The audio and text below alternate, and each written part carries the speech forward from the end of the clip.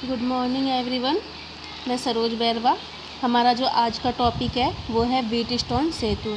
सबसे पहले व्हीटस्टोन सेतु होता क्या है। व्हीटस्टोन सेतु वो होता है जिसमें 4 प्रतिरोध इस तरीके से लगाए परिपथ में इस तरीके से लगाए जाते हैं कि वो जो चारों प्रतिरोध हैं एक ब्रिज की तरह लगे हुए हों, और इन चारों प्रतिरोधों के अलावा एक सेल, कुंजी, धारामापी ये सब जुड़े हुए हों। तो इस पूरे सिस्टम को या इस पूरे परिपथ को हम बोलेंगे व्हीटस्टोन सेतु। व्हीटस्टोन सेतु में जैसे मैंने बताया 4 प्रतिरोध हैं, हमने लिए PQRS, 4 प्रतिरोध हमने ले लिया। उन चारों प्रतिरोधों में P और Q को हमने आपस में श्रेणी क्रम में जोड़ दिया, और R और S इन दोनों को भी हमने श्रेणी क्रम में जोड़ दिया, और इन दोनों PQ और RS इनको हमने आपस में समांतर क्रम में जोड़ दिया। इस तरीके से हमारे पास ABCD 4 पॉइंट्स आ जाते हैं। अब हम A पॉइंट को हमने एक सेल से और एक कुंजी से जोड़ दिया। बिंदु B और D के बीच में हमने धारामापी और एक कुंजी लगा दी। ये जो 4 प्रतिरोध है, ये चारों प्रतिरोध में से 3 प्रतिरोध ज्ञात प्रतिरोध है और एक अज्ञात प्रतिरोध है। व्हीटस्टोन सेतु का जो काम है वो है अज्ञात प्रतिरोध का मान ज्ञात करना। अब हम क्या करेंगे, कुंजी K1 को बंद करेंगे। कुंजी K1 को बंद करने पर इस परिपथ में हम करंट फ्लो करेंगे। तो जैसे ये करंट है वो आई गया, जैसे ये A पॉइंट पर पहुंचता है, A पॉइंट पर पहुंचने के बाद ये 2 पार्ट्स में डिवाइड हो जाता है, I1 और I2। यानी कि हम कहें कि ये वाली जो ब्रांच है इसमें जो करंट फ्लो होगा वो I1 और इसमें करंट फ्लो होगा वो I2। ये जो I1 करंट है जैसे ये B पॉइंट पर पहुंचता है वैसे यहाँ पर ये 2 पार्ट्स में डिवाइड हो जाता है, एक इधर और एक इधर। जैसे हमने कहा कि ये IG और एक I3। ये जो कैलोमीटर की तरफ करंट गया उसको हमने IG मान लिया और ये I3।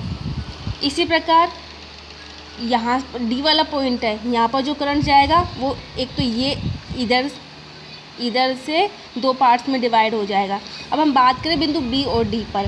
बिंदु B और D पर जहाँ पर वोल्टेज ज़्यादा होता है वहाँ पर हम जानते हैं कि जो करंट वहाँ फ्लो होता है ज़्यादा वोल्टेज से कम वोल्टेज की तरफ। अगर मैं बात करूँ कि बिंदु B पर जो वोल्टेज है VB उसका मान D पॉइंट से ज़्यादा है, यानी कि VB is greater than VD, तो जो करंट फ्लो होगा वो इस साइड होगा B से D की तरफ। तो हम ये कह सकते हैं कि यहाँ पर जो IG करंट है वो B से D की तरफ फ्लो होगा।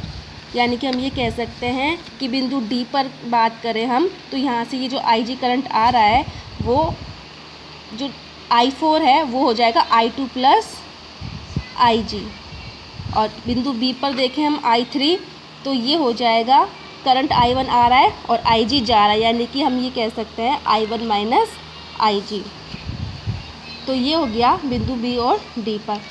अब हम बात करें कि यदि बिंदु B और D पर जो वोल्टेज है वो है समान है, बराबर है, यानी कि VB बराबर VD, तो जो गैल्वेनोमीटर है धारामापी है वहाँ पर जो विक्षेप होगा वो होगा 0, यानी कि वहाँ पर जो करंट होगा वो होगा IG बराबर 0।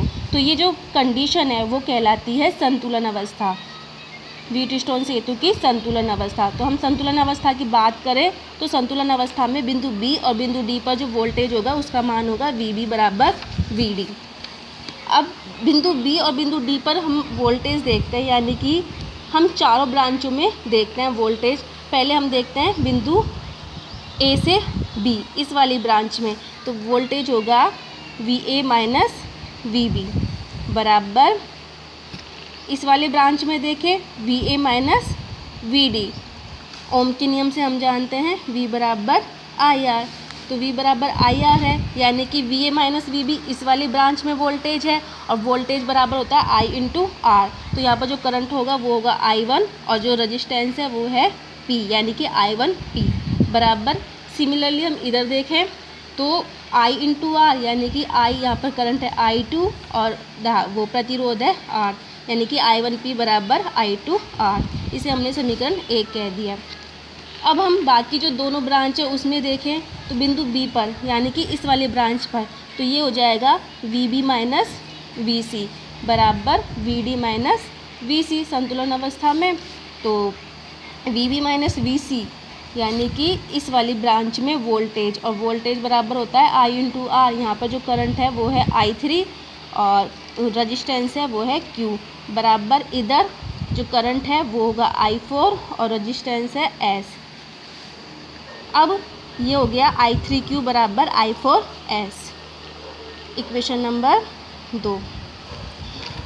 यहाँ पर संतुलन अवस्था की बात करें तो संतुलन अवस्था में होता है IG बराबर 0, यानी कि जो I3 बराबर है I1 माइनस IG, यहाँ पर हम IG का मान 0 रखेंगे तो I3 बराबर I1 हो जाएगा, और इसी तरीके से I4 बराबर I2 प्लस IG यानी कि I2। तो हम ये मान समीकरण 2 में रखेंगे तो हो जाएगा I1Q बराबर I2Q S, ये इक्वेशन नंबर 3।